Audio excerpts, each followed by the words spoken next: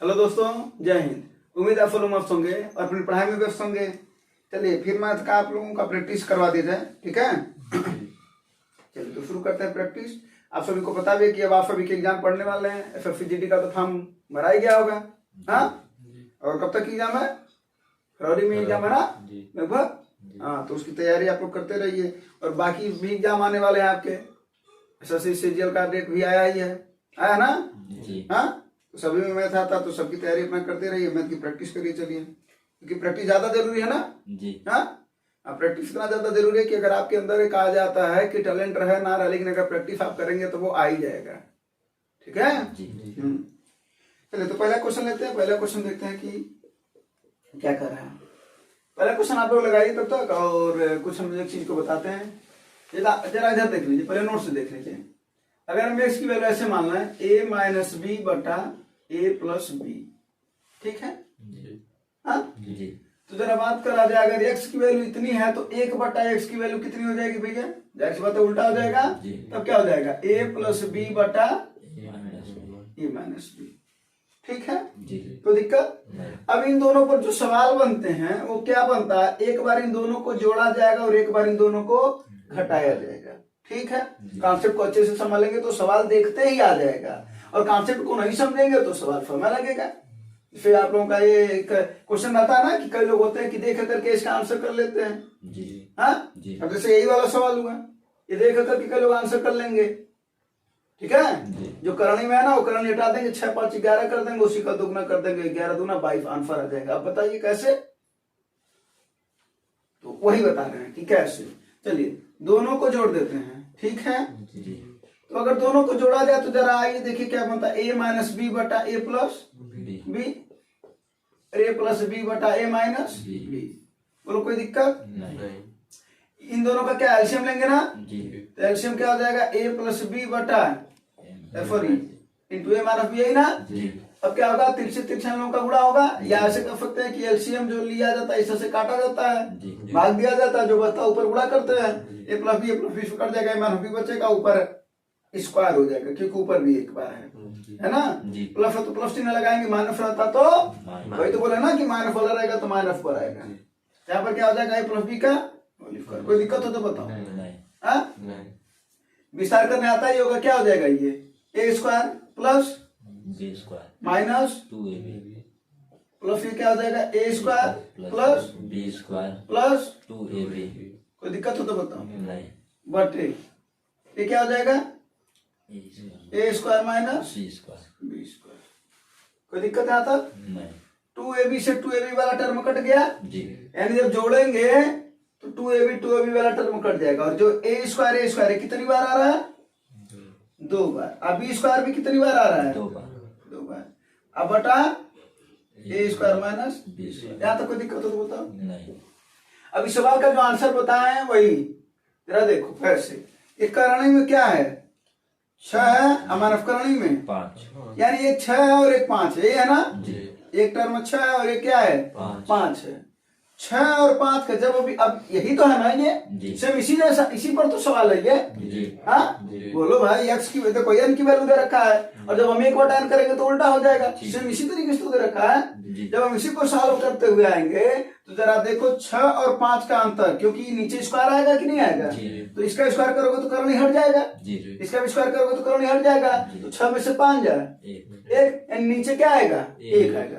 Clear हुआ? नीचे 1 आएगा। चलो ऊपर तो 2 है ही जी। अब यहाँ पर देखो पहले का स्क्वायर यानी करनी में 6 का स्क्वायर, करनी हट जाएगा, 6 बचा। अब प्लस है तो प्लस लगाएंगे, करनी में 5 का स्क्वायर यानी 5 तो 6 5 यही तो आंसर बोले 22 होगा। अब यही बोल रहे हैं कि अगर किसी को यही कॉन्सेप्ट समझ में आ रहा है, देखो एक होता है कि कॉन्सेप्ट को जानना, एक होता है कॉन्सेप्ट को समझ लेना। और कॉन्सेप्ट को समझ लेना कैसे पता चलता है कि हमें कॉन्सेप्ट समझ में आ गया? जब हम 3 4 5 बार प्रैक्टिस कर लेते हैं तो क्या होता है? वो समझ में आ गया होता है, ठीक है। अब देखो यही आंसर सीधा सीधा लगा लिया कि नहीं लगा लिया? कह दो अगर अंतर एक ना होता 2 होता तो कोई दिक्कत नहीं भैया। मान लो यहाँ पर करनी में 7 होता और करनी में 5 होता, तब क्या होता? तो कोई दिक्कत नहीं, 7 में 5 जाए 2, तो नीचे कितना आता? 2 आता। और ऊपर क्या आ जाता? 7 5 12, अब 12 दूना 24 बटा 2 से कट जाएगा तो कितनी बार आएगा आंसर? नहीं समझे? अभी देखो सवाल समझ में, कॉन्सेप्ट समझ में, तो सवाल समझ में आने लगा ना जी। वही बोला, अगर यही प्लस की जगह पर अगर माइनस हो जाता है, हाँ तो जना तो यहाँ पर प्लस, यहाँ पर माइनस होगा, यहाँ पर प्लस की जगह पर क्या हो जाएगा? माइनस। अब यहाँ पर ये आगे इसी का आ गया ना ये प्लस, तो जितने भी हैं सबके सब क्या होते जाएंगे? माइनस। भाई अगर माइनस लगाएंगे सबके सब क्या होते जाएंगे? कोई दिक्कत यहाँ तक होता है? जब माइनस होते जाएंगे तो ये माइनस हो जाएगा, ये माइनस हो जाएगा और ये वाला भी माइनस हो जाएगा। तो ए स्क्वायर से कट जाएगा, बी स्क्वायर से कट जाएगा। बोलो कट जाएगा कि नहीं कट जाएगा? बोलो। लेकिन बस इतना बात ध्यान देना, उस समय क्या आएगा जब ये इस पर बनाएगा तो ये a माइनस बी बटा ए प्लस बी दे रखा ना, वो a प्लस बी बटा ए माइनस बी दिया रहेगा। नहीं समझे बात? मैं हमको नहीं लगता समझ में। जानते क्यों? क्योंकि यहाँ पर क्या माइनस आ रहा ना, माइनस 2ab, अगर भी माइनस 2ab बच रहा है, क्या आ रहा है? Minus 4ab। ऐसा नहीं कि माइनस में आंसर नहीं आ सकता है, ठीक ना? यहाँ पर क्या आ जाएगा? Minus 4ab। और अगर वही अगर इसको ऊपर दे देगा और इसको नीचे दे देगा तब क्या आएगा? 4ab। क्या आएगा? 4ab। और नीचे वाला यही आएगा। क्लियर हो?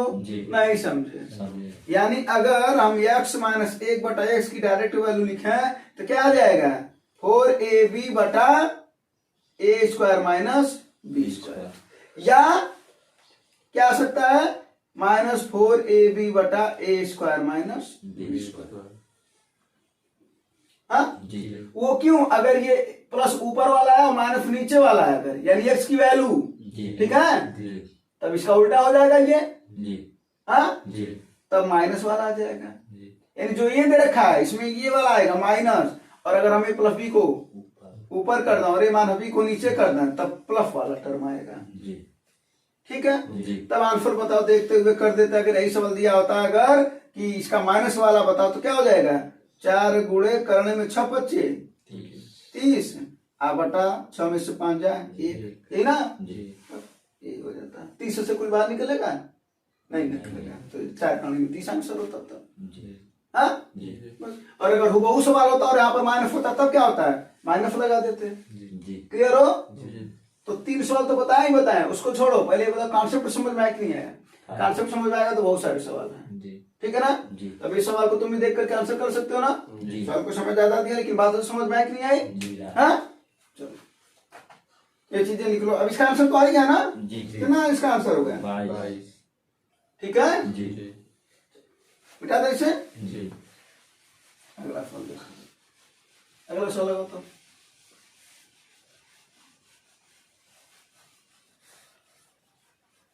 सवाल आया ना तो समझ रहे तो पूछ लिया करो, ठीक है जी। हाँ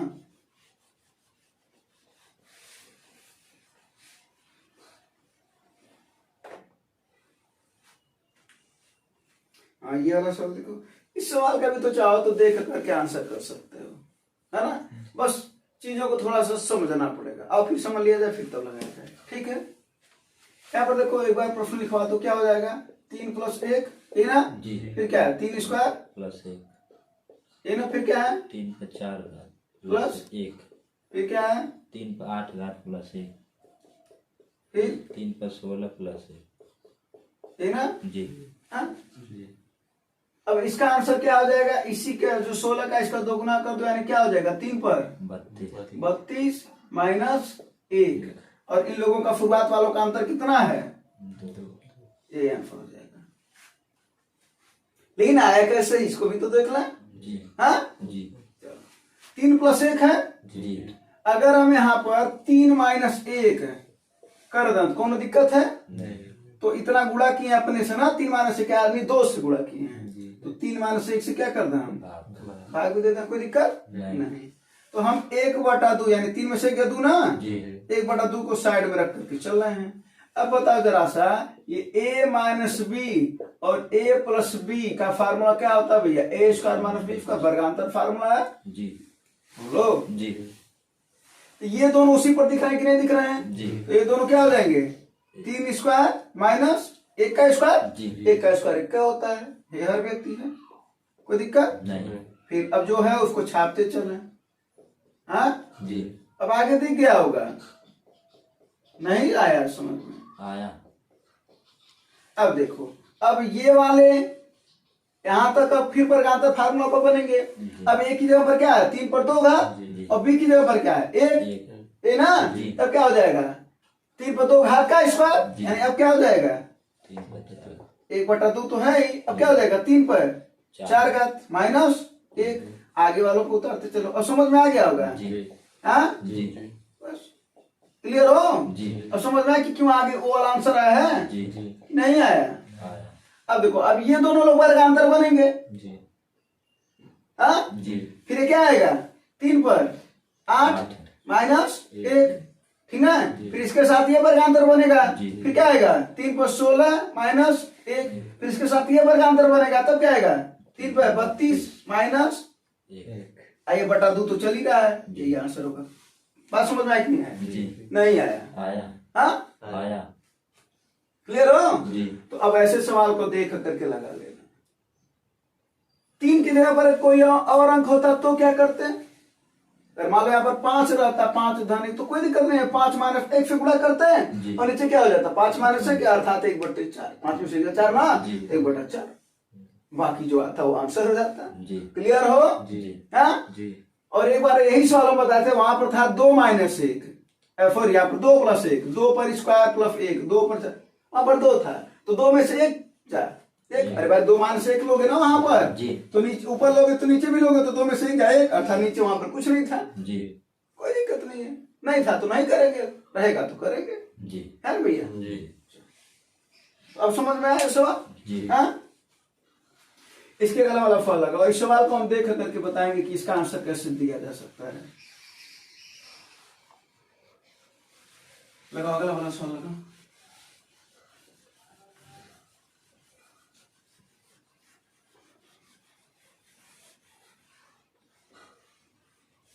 इस समय किसी का एग्जाम कोई अभी नहीं एग्जाम आने वाला है ना।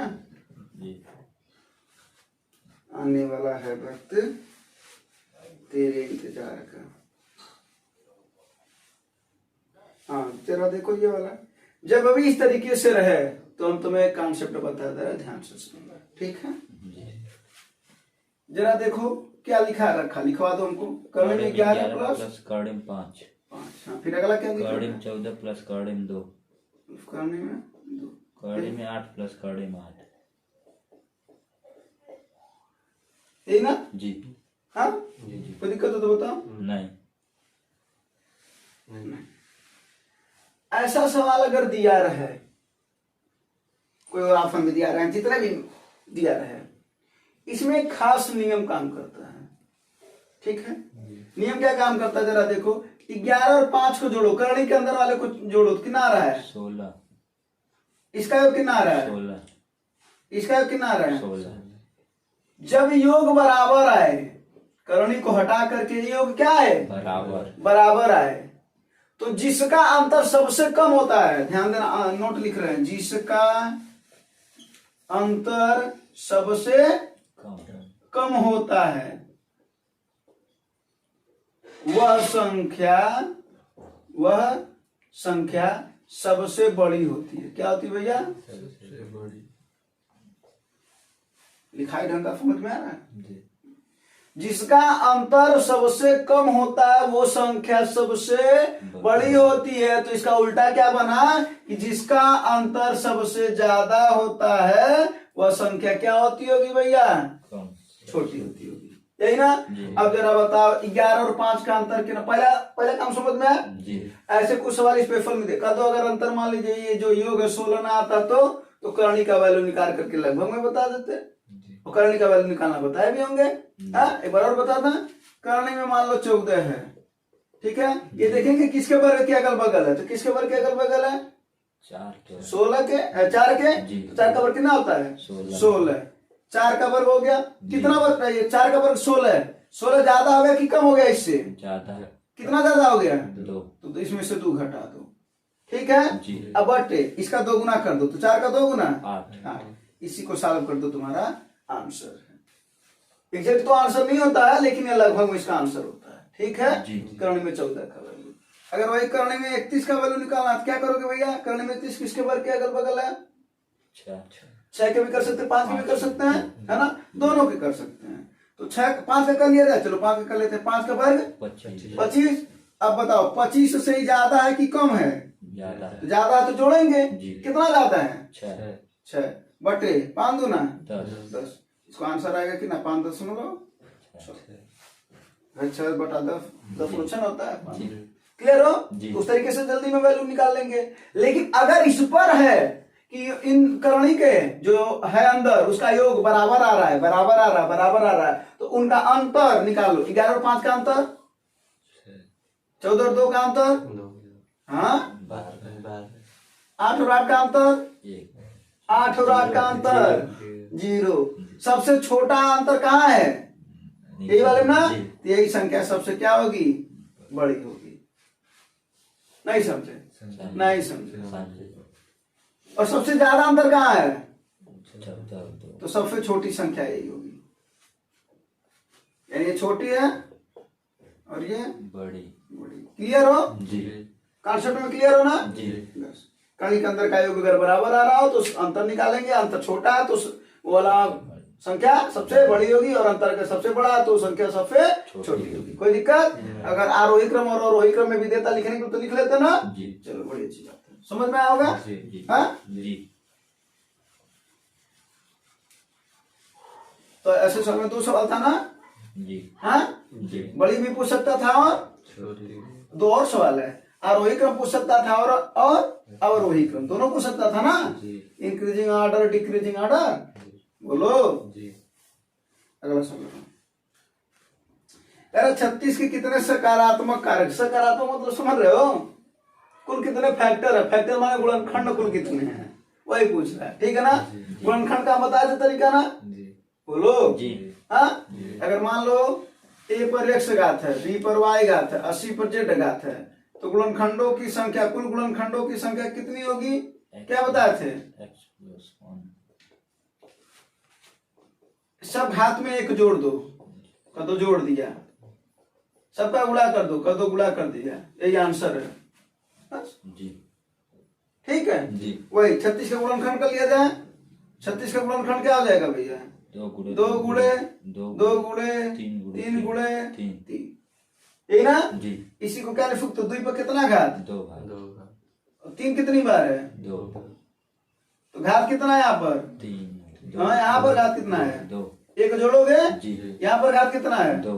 इसमें भी 1 जोड़ोगे, हमेशा 1 ही जोड़ना है। और इन लोगों का क्या करना है? गुणा। 2 1 3 2 1 3 3 गुणे 3 इक्वल टू 9। कितने सकारात्मक कारक हैं? 9। गुणनखंड पूछता तो कितने हैं?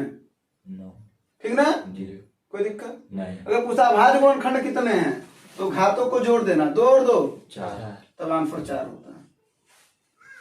ठीक है? जी। कुल गुणनखंड कितने हैं? 9। अभाज्य गुणनखंड 4। मिटा था ना? जी। यहाँ पर जो नोट लिखा था उसमें नोट लिख लेना कि अभाज्य गुणनखंड पूछेगा तो x धन y धन z। ठीक है? जी। जी।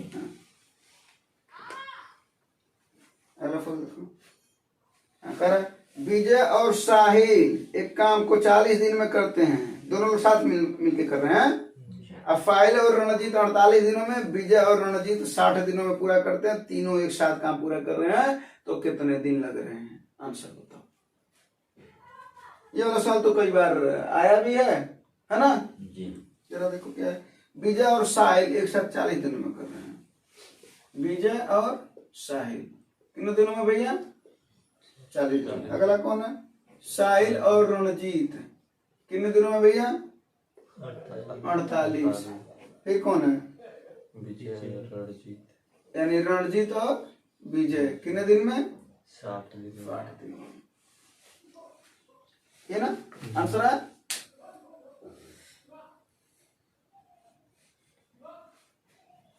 इन सब सवाल का तो आंसर आना चाहिए ना, फिर प्रैक्टिस का क्या फायदा? जब अभी ये डबल डबल वाला पूछता है, ठीक है, तो ध्यान देना यहाँ पर कुल 4 सवाल बनते हैं जनरली तरीके से। कितने सवाल बनते हैं? 4 सवाल। ठीक है? तो उन 4 में से कोई वो एक सवाल ये वाला पूछा है कि तीनों एक साथ कितने करेंगे। सवाल ये भी पूछ सकता था साहिल विजय अकेला कितना दिन में कर, विजय है ना, विजय अकेले कितना दिन में करेगा, साहिल अकेले कितना दिन में करेगा, रणजीत अकेले कितना दिन में करेगा उसी काम को। तो तीन ये तीनों लोग मिला करके कितना दिन में करेंगे, 4। ये 4 जनरली सवाल बने, ठीक है। हाँ, हो सकता था इनको पासा भी दे दिया जाए और बोल दिया जाए बांटा जाए और बताओ इन लोगों का अलग अलग कुल कितना रुपया आएगा, वो 5वां सवाल बन जाएगा, ठीक है जी। हाँ जी, तो सभी सवाल पे चर्चा कर लिया जाए जल्दी में जी। आओ, तो ऐसे सवाल में क्या करते हैं, पहले लिख देते हैं, तो 40, 48 और 60 का क्या निकालते हैं, एलसीएम। क्यों, क्योंकि जब तक हम काम को बराबर नहीं करेंगे तब तक पता नहीं चलेगी कि किसकी कितनी क्षमता है ना, और कौन तेज है। जब काम बराबर करते हैं तभी ना पता चलेगा कि कौन तेज है कौन कमजोर है।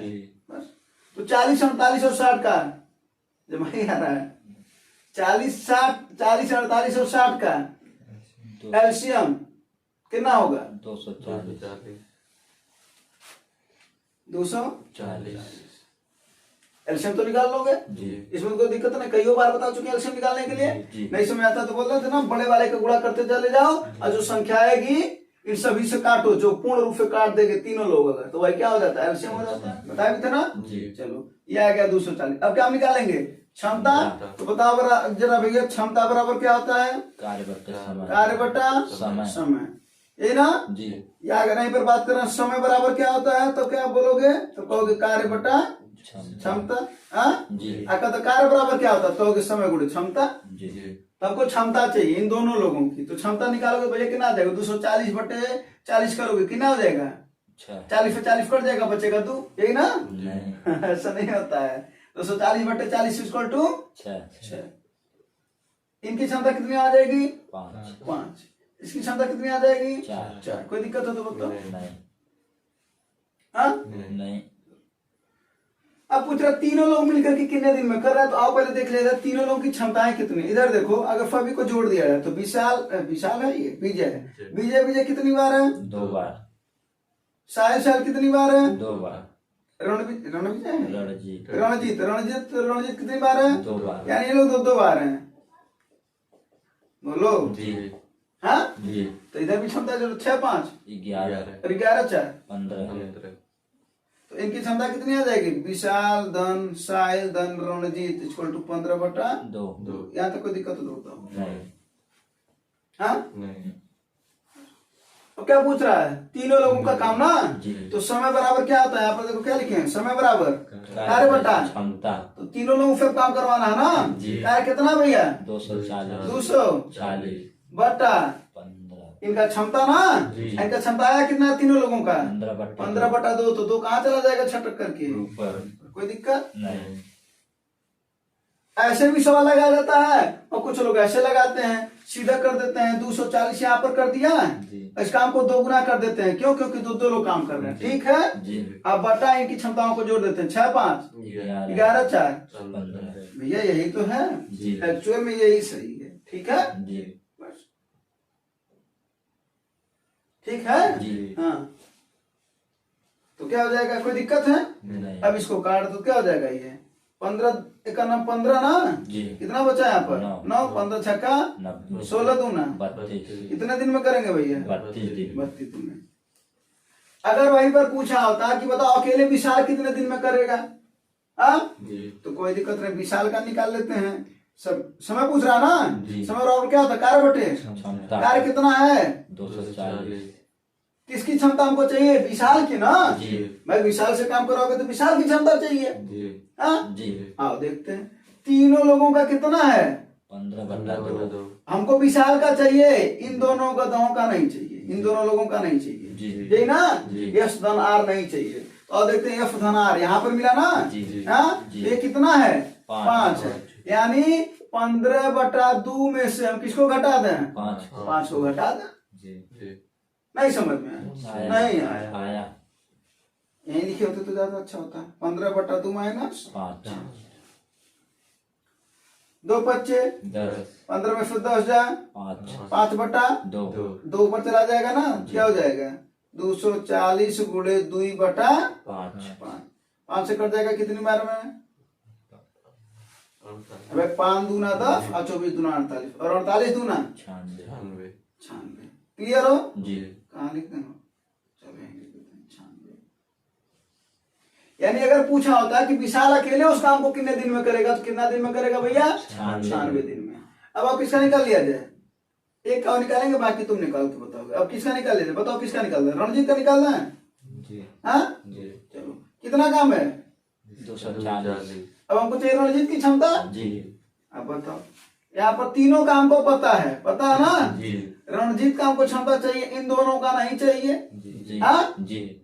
अब तीनों का 15/2, तो भी धन यश कितना है, 6। 6। तो जब 6 को हम इधर प्लस है उधर जाएगा, क्या हो जाएगा, माइनस है, 6 घटा दिया जाए, जी। क्या हो जाएगा, इसमें से हम 6 घटा देंगे, यानी 15/2 में से किसको घटाएंगे, 6 को, कितना आ जाएगा, 240/2 छक्के 12। 15 में 12 जाए, 3 3/2 ना, जी। 2 ऊपर चला जाएगा, 3 और 8 24, 80, 80 2 ना 160। तो भी हो गया, आर हो गया, और कौन बच रहा, फाइल। साहिल का क्षमता, फाइल का कितने दिन में करेगा उस काम को अकेले में, बता देना जी। हाँ जी। कोई दिक्कत नहीं। और वो जो बोले थे रुपया वाला सवाल, तो तीनों की क्षमताओं के हिसाब से हम क्या देते हैं उनको, रुपया देते हैं, यही ना जी। तो सबका अलग अलग कोई क्षमता निकालेंगे। तो जैसे इसकी क्षमता कितनी आई थी विशाल की, 15/2, उसको सवाल बता देते हैं, 15/2 माइनस 5, यही ना, कितना आया था, 5/2। 5/2, यानी विशाल और कौन हो, विशाल की बात कौन सा है, कौन है, ये ना, यस और ठीक है जी। विशाल की क्षमता कितनी आई थी, 5/2। कोई दिक्कत हो तो बताओ, नहीं। अनुपात, सबका अनुपात ज्ञात करते चलते हैं, जी। क्योंकि हमकी क्षमताओं का अनुपात चाहिए, क्षमताओं के हिसाब से पैसा बांटते हैं, जी। हाँ जी। नहीं समझे। अब कौन है, साहिल, साहिल की क्षमता बताओ, साहिल की क्षमता निकाले नहीं है ना, नहीं। क्या देगा, 15/2 जी। में से किसको घटाओगे, साहिल को रहने दोगे, भी और आर को घटाओगे, भी और आर यहीं पर है ना, जी। यानी किसको घटाओगे, 4 को, 2 चौके 15 में से 8 जा 7/2, यही ना जी। और ये रणजीत की क्षमता कितनी आई थी, 3/2। भाई 2 छक्के 12, वही 15 में से कितना, 12 ना जी। 3/2, 2 हट जाएगा, क्या क्षमता आया, 5 7 3 का, यही ना। अब इनको अगर कहा होता है, यही सवाल देकर के अगर कहा होता है कि यदि इन तीनों लोगों में, इन लोगों में, ऐसे कहता क्वेश्चन कि इन लोगों में, ठीक है ना, टोटल 1500 रुपया बांटा जाए, तो बताओ सबका अलग अलग कितने राशि पाएंगे। तो हमने क्या किया, अलग अलग क्षमता निकाला, तो हम क्या करते, काम निकाल लेते हैं, तीनों की क्षमताएं पता कर लेते हैं, क्षमताओं के बाद फिर तीनों का फिर अलग अलग क्षमता ज्ञात कर लेते हैं, जैसे कि यहाँ पर ज्ञात किए हैं, फिर उनका रेशियो निकाल लेते हैं और बताए क्षमता के हिसाब से पैसा दिया जाता है। तो भैया क्या हो जाएगा, 5 7 3, यही ना आया, तो 5 7 3 के बराबर ही तो 1500 है भाई, अब क्षमता के बराबर ही रुपया ना दोगे, तो तीनों की क्षमता कितनी है, 7 5 12 3, 15 बराबर 1500। हाँ 1500। तो 1 बराबर 100 रुपये। किन लोगों को समझ में आया बात, तो दिक्कत नहीं। एक की वैल्यू कितनी है, 100 रुपया, 15 काटोगे ना इसको, जी। एक की वैल्यू 100 रुपया, तो 5 की वैल्यू 500। यानी विशाल कितना पाएगा, 500। ये कौन हो, इसका नाम मैं भूल जाएगा, शायर कितना पाएगा, 700। रणजीत कितना पाएगा, 300। क्लियर, जी। कोई दिक्कत नहीं। हाँ, नहीं। यानी इस पर कई सवाल थे ना जी। अब देखो इस पर क्यों बताते, ताकि एक सवाल जब आए तुम्हें समझ में, तो ये भी समझ में आए कि उस सवाल से सवाल कैसे बनता है, जी। फिर अगली बार वो पूछेगा, अगली बार पूछा, अगर टेस्ट देते होगे या परीक्षा दे करके आते होगे तो तुम्हें पता होगा कि सब क्वेश्चन पूछे जाते हैं, और नहीं देते हो तो कुछ दिन बाद पता चल जाएगा, है ना जी। ज्यादा। जी। अगला फल लगा,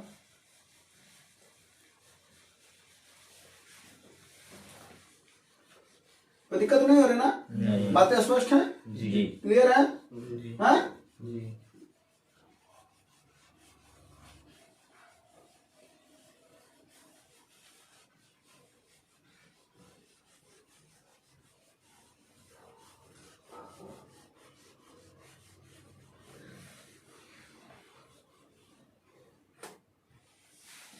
फल पर आता है, कह एक वस्तु का बाजार मूल्य इसकी लागत मूल्य से 50%, बाजार मूल्य समझ रहे हो, अंकित मूल्य को कह रहा है, ठीक ना जी। जरा एक कॉन्सेप्ट हम लिख देते हैं, अंकित गुणे 100 माइनस छूट बटा 100 बराबर क्रय गुणे 100 प्लस लाभ, अगर हानि हो रहा तो क्या कर देते हैं, हाँ माइनस बटा 100। जरा देखा जाए अंकित मूल्य को देखो कौन कौन सा मूल्य कहते हैं, सूची मूल्य भी बोलते हैं, क्या बोलते हैं, सूची मूल्य। छपा हुआ मूल्य बोलते हैं, क्या बोलते हैं, छपा हुआ। और एक और आया क्या, बाजार मूल्य। कौन सा, ठीक है जी एक और बोलते हैं निर्धारित मूल्य, क्या बोलते हैं, निर्धारित। ये सब इसी का नाम है। यानी अंकित मूल्य का क्या क्या नाम है, सूची मूल्य, जी छपा हुआ मूल्य, जी बाजार मूल्य, जी निर्धारित मूल्य। ठीक है, जी अंकित मूल्य तो है ही। जी छूट को बट्टा बोलते हैं, जी हाँ, जी। डिस्काउंट जी अंग्रेजी में बोलते हैं। क्रय मूल्य को क्या बोलते हैं भैया, लागत मूल्य, क्या, लागत। लागत मूल्य।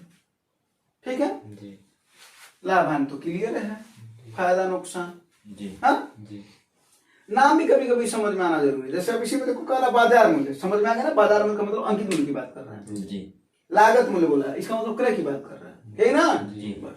अब ये वाला जो सवाल है ना, दो पर लगेगा, दो फार्मूले पर, दो तरीके से लग सकता है, ठीक है। पहले तो इस तरीके लग सकता है, क्या, a plus b plus a b by 100, ठीक है। यानी इस पर तभी लगेगा, ध्यान देना, जब एक बार अधिक की बात कर रहा हो और अगली बार छूट की बात कर रहा हो, जी तभी लगेगा। अगर अधिक की बात कर रहा हो, लाभ की बात करता, तब नहीं लगेगा इस पर, ध्यान देना। जी तब किस पर लगेगा, इस वाले कॉन्सेप्ट पर लगेगा।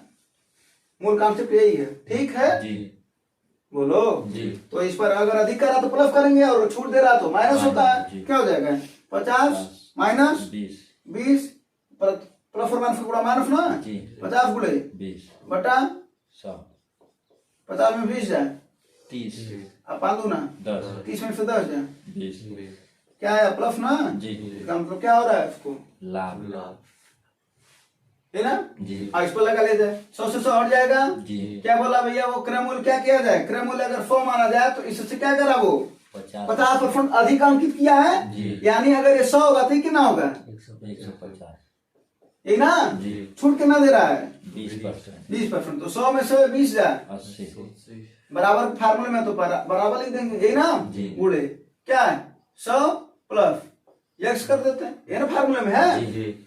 अब लाभ होगा क्या नहीं होगा पता चल जाएगा, प्लस आएगा तो लाभ होगा, माइनस है तो हाँ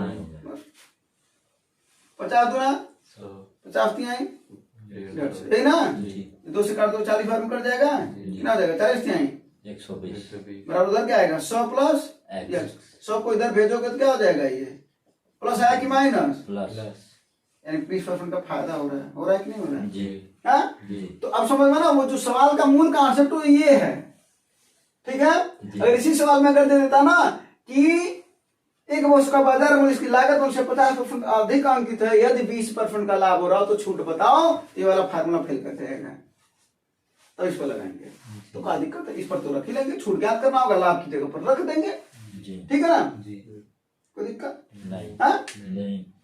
तो इस पर बेसिकली 2 सवाल है, छूट दिया है, बोलो, जी तो लाभ पूछ रहा है, लाभ दिया रहेगा तो ठीक है ना, जी।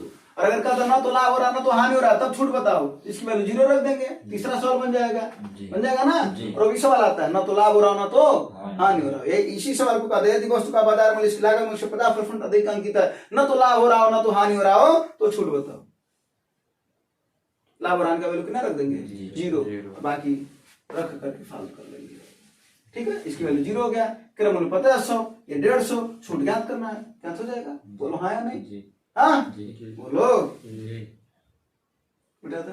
जी।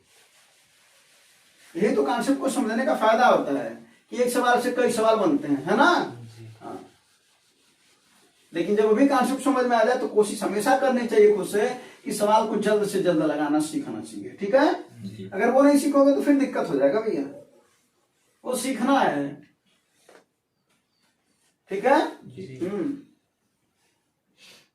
ये नहीं कि एक वसूल बना लिया कि नहीं हम जब भी लगाएंगे तो बेसिक मेथड से लगाएंगे, बिल्कुल लगा बेसिक मेथड से, लेकिन जब सीख लो बेसिक मेथड को उसके बाद से कौन सा मेथड सीखो, शॉर्ट मेथड, जल्दी में कैसे है, जी ठीक है।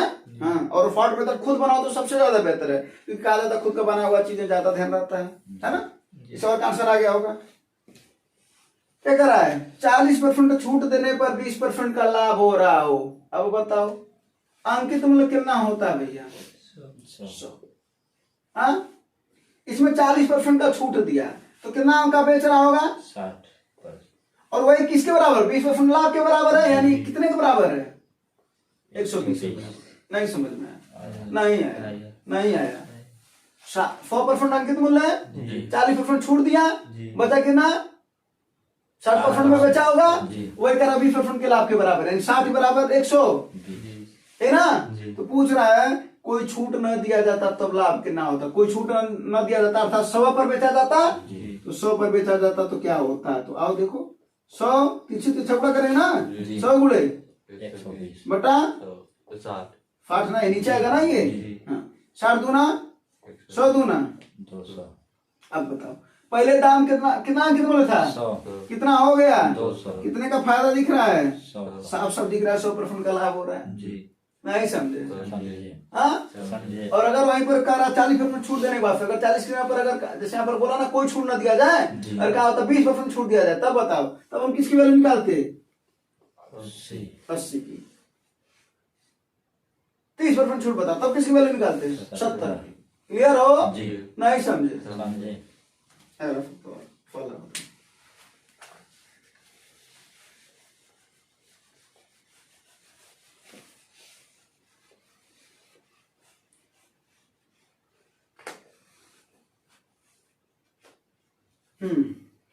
दो संख्याओं का अनुपात मार कर देना। दो संख्याओं का अनुपात 4:5 इन दोनों संख्याओं को 4 बढ़ा दिया तो अनुपात 5:6 हो जाता है, तो दोनों संख्याओं का योग बताओ। ठीक है। अब ये इसको बता देते, दो तरीके बता देते, जो तरीका तुम्हें समझ में आए उसी से लगा देना। जरा इधर देखो, दो संख्याओं का अनुपात कितना है?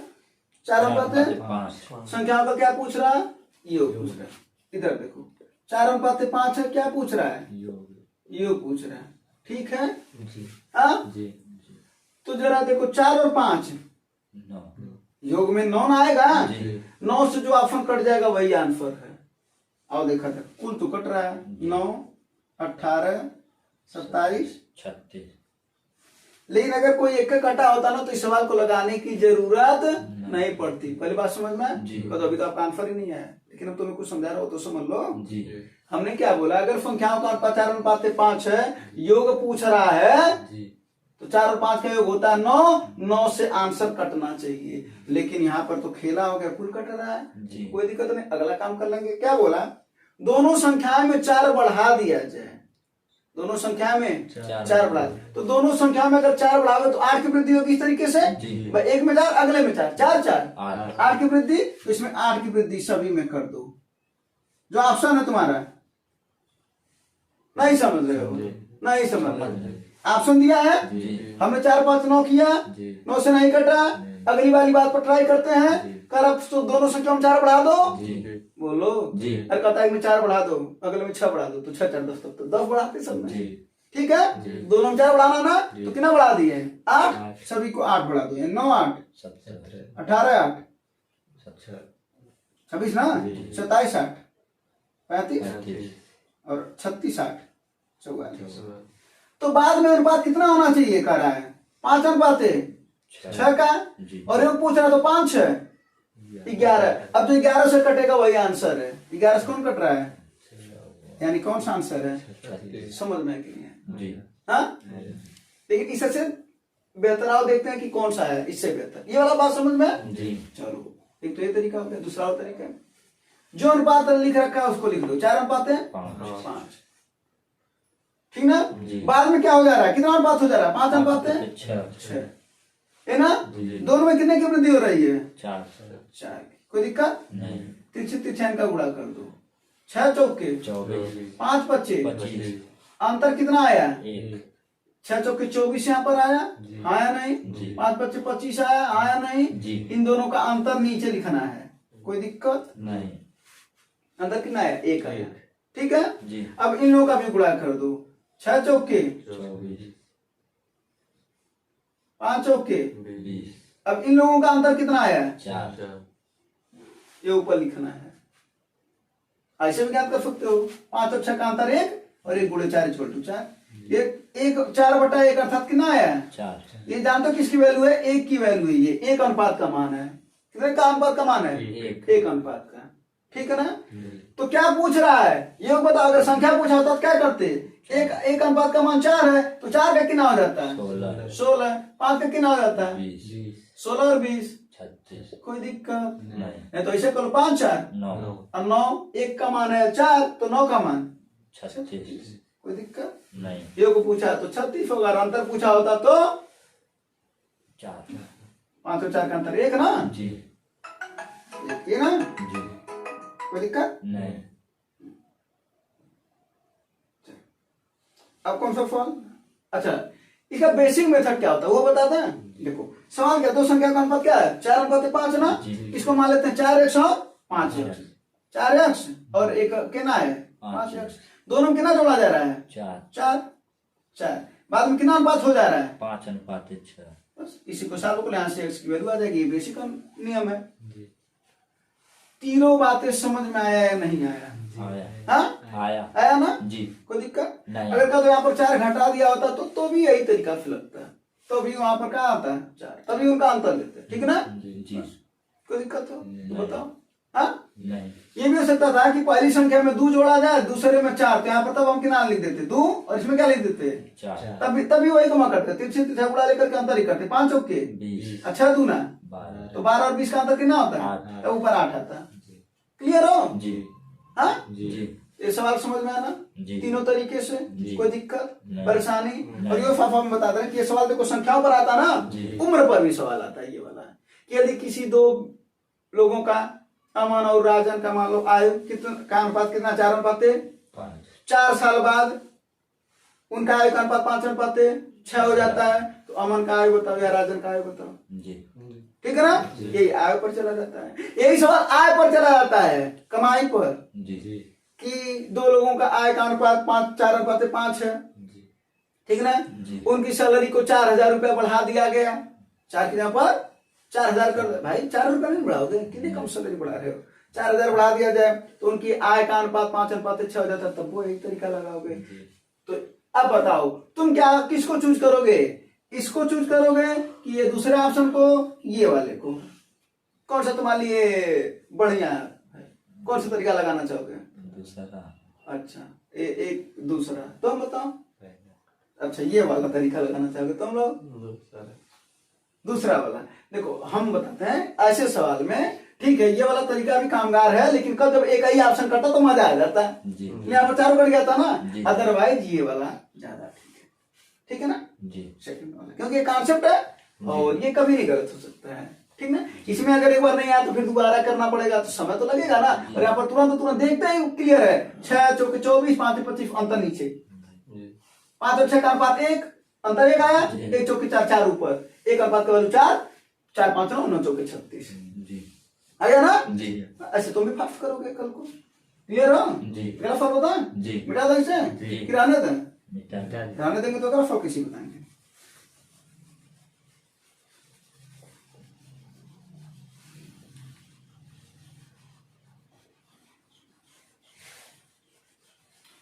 हाँ लगा लगा, थक तो नहीं रहे हो ना, नहीं। हाँ न थके पैर न अभी हिम्मत हारी है, हाँ ये वाला सवाल देखो, परीक्षा में 180 छात्रों द्वारा प्राप्त औसत 50 है, उत्तीर्ण का औसत दे रखा है और अनुत्तीर्ण का माने असफल लोगों का औसत दे रखा है, तो कह रहा बताओ कितने छात्र फेल हुए हैं या पास हुए, दोनों पूछ सकता था, ठीक है ना जी। ऐसे सवाल हम तुम लोग एकदम बताते कि भैया याद कर लो कि अगर आ गया होगा आंसर, कितना आंसर है 135। और देखते हैं इनका आंसर सही है कि नहीं है। जरा भैया देखो एक बात, जरा सुनो समझो, बताए भी थे कि अगर कोई एक वैल्यू दिया हो और दूसरा दिया और दोनों को मिक्स करके दे रहा हो तो एलिगेशन मेथड लगाओगे जी, हाँ जी। अब यहां पर देखो क्लास में 2 लोग होते हैं, एक सफल और एक असफल, हाँ एक पास हो जाता है और एक फेल हो जाता है। लेकिन किसी एक परीक्षा में अगर तुम फेल हो रहे हो तो अपने आप को असफल ना मानो, ठीक है जी। अभी तो जिंदगी बहुत बड़ी है, एक असफलता आएगी तो ये थोड़ी नहीं कि बार बार असफलता ही आएगी, हाँ? जी। अगर हम प्रैक्टिस कुछ इस कदर से करेंगे तो हमको बार बार असफलता नहीं मिल सकती है। एग्जाम्पल खिलाड़ियों का ले लो, जितनी हार्ड प्रैक्टिस वो करते हैं उनकी सफलता उतनी मजबूत होती है। नीरज चोपड़ा को ले लो, हाँ, विराट कोहली को ले लो। क्या विराट कोहली क्रिकेट खेलते वक्त हर बार 0 पर आउट हो सकता है क्या? नहीं ना। लेकिन एक आध बार हो जाता है कि नहीं हो जाता है? तो क्या वो अगली बार खेलना छोड़ देता है? नहीं ना, खेलता है ना जी। और प्रैक्टिस करके फिर अपनी कमियों को दूर करता है। और जितना हम अपनी कमियों को धीरे धीरे दूर करते जाएंगे, जाहिर सी बात हमारे सफलता जो है नजदीक आती जाएगी। वो पता नहीं चलेगा सफलता नजदीक आ रही है। तुम जितने भी पास वाले हैं, जितने लोग भी पास हो, उनसे जाकर के मिलो और उनसे पूछो कि क्या आपको लगता था कि आप पास हो जाएंगे? तो उनका वही आंसर होगा नहीं, मैक्सिमम लोगों का। अगर अपने लेवल का एग्जाम दे रहा है तो अब ये नहीं कि कोई एसएससी सीजर की तैयारी कर रहा हो, बहुत अच्छे से प्री और मेंस दिया हो, फाइनल में छट रहा और वो बाद में कांस्टेबल का दे देगा। कांस्टेबल का देगा जाए बात, उससे भरोसा होगा जी कि हम तो निकाल ही लेंगे। लेकिन अपने लेवल का जब एग्जाम देना होगा तो उसे इस तरीके का भरोसा आना बड़ा मुश्किल होता है। 90% लोगों में नहीं आ पाता है। 10% होते हैं भाई विलक्षण वाले। तुम 10% में नहीं हो, हम लोग तो 90 में आते हैं। करत करत अभ्यास के जड़ मत हो तो सुजान, रसरियावत जात है सिल पर पड़त निशान। हम तो वो वाले हैं, हर दिन प्रैक्टिस करेंगे, रगड़ेंगे, लेकिन सफल जरूर होंगे। मात्र एक परीक्षा की वजह से नहीं कि हम एक परीक्षा में फेल हो गए तो हम अपने आप को फेल मान लेंगे। अगली परीक्षाएं हैं, जिंदगी की सभी परीक्षाएं तो बाकी हैं जी। अभी तो जिंदगी का इम्तिहान बाकी है, तो फेल नहीं हो सकते हो। ठीक है जी। मेहनत करे रहोगे तो फेल नहीं हो सकते, निश्चित ही नहीं हो सकते, किसी भी शर्त पर नहीं हो सकते हो। मात्र पैसा बहुत ज्यादा कमा लेने से ही नहीं सफल माना जाएगा। ठीक है जी जी। जैसे मान लो तुम्हारे अगल बगल के कोई हो जिनके पास बहुत पैसा हो, मान लेते हैं, ठीक है, किसी का भी एग्जाम्पल ले लो। जैसे मान लेते हैं कि कोई एक धनी व्यक्ति का एग्जाम्पल ले लो, कोई उद्योगपति का एग्जाम्पल ले लो, कोई भी। अब उनके पास पैसा ज्यादा है। अब स्वामी विवेकानंद तुमसे पूछ रहे तो बताओ किसे सफल मानोगे? स्वामी विवेकानंद। क्यों मान रहे हो? अब यहां पर तुम पैसे से तुलना क्यों नहीं कर रहे हो? समझ में आया बात? मात्र पैसे से ही तुलना करके हम अपने आप को सफल माने, ये गलत है। मात्र पैसे से तुलना करके हम सफल नहीं मान सकते हैं एक दूसरे को। लेकिन हमारे अंदर, हम लोगों के अंदर क्या आता है? लोग मिडिल फैमिली के, मिडिल फैमिली में भी नहीं है, उसके भी नीचे हैं, है ना। तो हम लोगों को लगता है कि पैसा कमा लेना ही सफलता होता है, ऐसा नहीं। ठीक है, कोई भी चीज करोगे ना, लास्ट में तुम हमेशा एक ही चीज पाओगे कि हमको खुशी हो रही या नहीं हो रही। अगर तुम खुश हो तो वही सफलता है तुम्हारे लिए। लेकिन अब इसका ये मतलब नहीं कर रहा है कि पैसा कमाओ नहीं।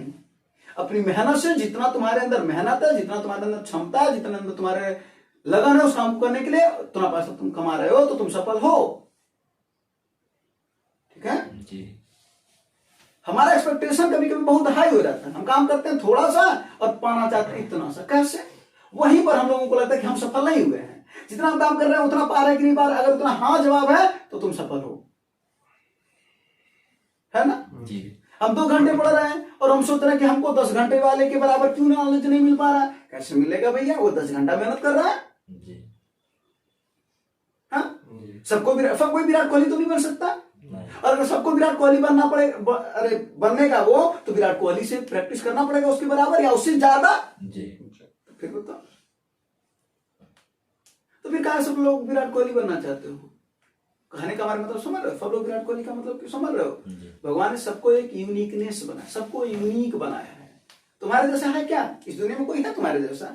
नहीं है ना। आएगा क्या तुम्हारे जैसा कोई दुनिया में? नहीं ना। तो तुम यूनिक हुए, बेस्ट नहीं हुए, तुम यूनिक हुए।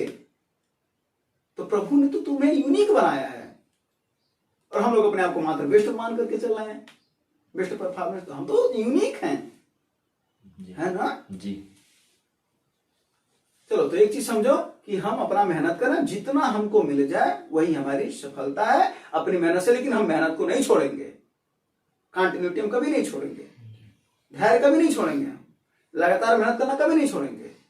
कब तक? लास्ट तक। एक बार के लिए नहीं, लास्ट तक। ठीक है ना। बस। और अपने आप को ही मोटिवेट रखिए तो ज्यादा बेहतर है। उसके लिए क्या करिए, अगर अपने आप को खुद को मोटिवेट रखना तो क्या करिए, अपने काम से प्रेम रखिए, खुद मोटिवेट रहेंगे। जो आपको अच्छा लग रहा है उससे प्रेम रखिए, ठीक है। और उसके साथ साथ ये भी सोचना ना कि अच्छा लगने के साथ साथ हमको वो चीज अच्छा लगा जिससे हमारी कुछ इनकम भी बन पाए तो सबसे बेस्ट वही तो है। हाँ? बोलो। अभी तो हम ऐसा नहीं है हम कह सकते ना कि ये सब मोह माया इसको छोड़ दें, कैसे छोड़ सकते हैं? हाँ? जिसे मोह माया कहा जाता है वो प्रेम भी तो है, अपने परिवार को कैसे छोड़ दें? अगर ये मोह माया कहा जाता है वो प्रेम नहीं है। उन्होंने अगर वो लोग भी शुरुआत में कह दिए होते, जब हमारा जन्म हुआ छोटे बच्चे थे, अगर वो भी बोल दिए होते ये मोह माया है और हमें छोड़ दिए होते कहीं, तो हम इस बात को कहने लायक नहीं रहते, है ना? तो अपने परिवार के लिए, अपने अगल बगल के लोगों के लिए, अपने दोस्तों के लिए काम करते रहना चाहिए, है ना? तो सफलता कुछ इस तरीके की है जिसका जवाब एक लाइन में नहीं दिया जा सकता, ठीक है? जिंदगी लगती है, फिर लोग डिसाइड करते हैं तुम सफल हो या नहीं हो, ठीक है? और उससे कहीं ज्यादा हम डिसाइड करते हैं। अगर हम खुश हैं तो हम सफल हैं, है ना?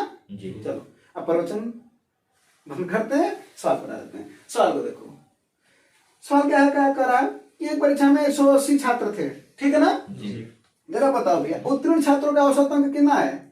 तो हम बोले ना कि दो लोग होंगे, एक पास और एक फेल, और मिला करके तो एक यहाँ पर पास लिख देते हैं, वही उत्तीर्ण उसको बोला जाता है ना, और एक यहाँ पर फेल लिख देते हैं। पास वाले कितना इनका औसत है भैया? पास वालों का 80, पास वालों का 80 है जी, और फेल वालों का 40 है। अब कुल मिला करके 50 है। इसको बीच में लिख दिया, कुछ ऐसा लिख दिया, कोई दिक्कत नहीं? बोलो नहीं। अब इसका अंतर ले लो, 40 और 50 का अंतर 10 इधर आ गया, 80 और 50 का अंतर 30 इधर आ गया। इनका रेशियो निकालोगे तो कितना आएगा? 1:3। कोई दिक्कत हो तो बताओ। यानी पास होने वाले का अनुपात कितना है? 1। अब फेल होने वाले कितने हैं? 3, है ना? अब कुल कितने हैं? 4। कुल कितने हैं? 4। अब देखते हैं तो कुल 4 है, यानी 4 का अनुपात किसके बराबर? 180, क्योंकि कुल कितने हैं वो तो खुदा दिया था। कुल कितने हैं? 180, तो यानी 4 बराबर 180, तो 1 बराबर 45। 4 से काटोगे तो 1 का वैल्यू 45 मिलेगा। अब जिसकी संख्या पूछ रहे उसका बता दो, किसका पूछ रहा? अगर अनुपात पूछा होता तो यही आंसर हो गया होता, 1:3, है ना? लेकिन क्या पूछा? किसका संख्या पूछा? विफल। विफल माने फेल ना, फेल वाले कितने हैं? 3। तो अगर 1 का वैल्यू 45 है तो 3 का वैल्यू 135, है ना? अगर पूछा होता पास वालों की संख्या बताओ तो पास की वैल्यू कितनी? 1 ना, और 1 का वैल्यू 45, सही बात। यानी पास वाले कितने होते हैं? 45। कोई दिक्कत?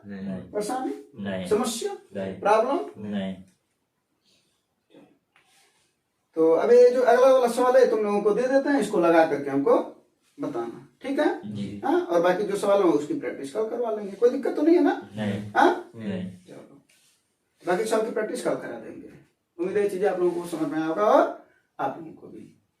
धन्यवाद, जय हिंद।